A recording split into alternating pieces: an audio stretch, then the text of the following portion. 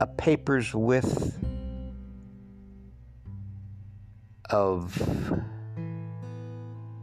dimension wall, barrier wall, whatever you want to call it, but that holds the levels of the dimensions, separates them. I always describe it as being like water. So I picture it as like a water droplet over the earth. So it actually covers the entire marble. And then the next dimension, I picture that dimensional barrier wall of water like another droplet over top of that droplet, covering that entire first droplet, and so on and so on and so on and so on. And if you think about it, take a look at a lot of the indigenous nations' cave art. And some of the drawings you'll see spirals, okay? And those spirals, if you take what I just told you and you draw a circle for the earth, and then a circle around the earth, and then another circle around the earth, and another, and so on and so on and so on and so on, for each of the levels of dimensions that we can go to. You have that design. Think about that. You have that exact design. Pretty amazing, huh?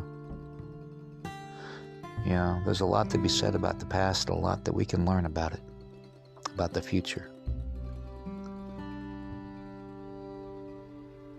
So I'm going to leave it at that and make this kind of short and sweet.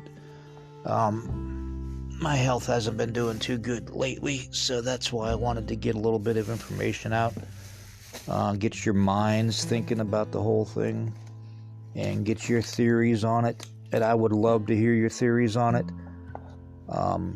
There's so much more I could do. I mean, you all know my father was in General Patton's 4th Armored Division. He was a mechanic and an infantryman. He was also the middleweight boxing champion back then, too, of the military, all the military forces. And that's why Patton liked him. And that's why Patton liked him as one of his private security people. Because my dad was a tough son of a bitch. Never got knocked out in a fight. And he had, total of his boxing career, he had 64 fights and 62 wins by knockouts. And 2 draws, and that was it. Never lost a boxing match.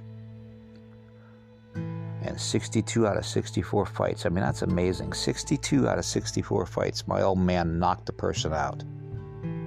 That's a tough son of a bitch. I wouldn't want to meet him in a dark alley.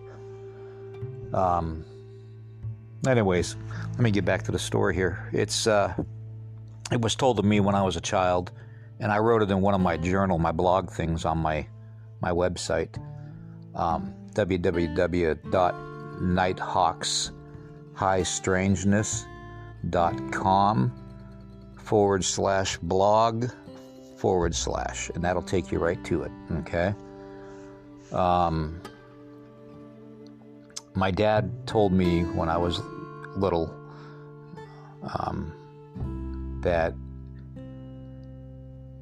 before, just around the time that we dropped the first bomb, that Patton and the 4th Armored Division were in Germany, and they found this big building, partially underground, stuffed full of a flying saucer, bell-shaped crafts, orbs, all kinds of different weird stuff.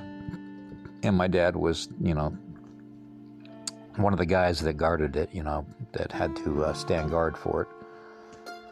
Because General Patton trusted my dad. He won a lot of money on my dad boxing, so that's why he trusted my dad. So, but that's why I have a lot of the information too, is from my father.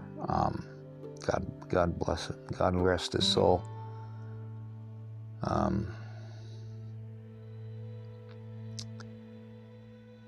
Yeah, there's so much that the government and the military doesn't tell us. And take it even from a military vet like me. I mean, some of the stuff I've seen and heard, and you know,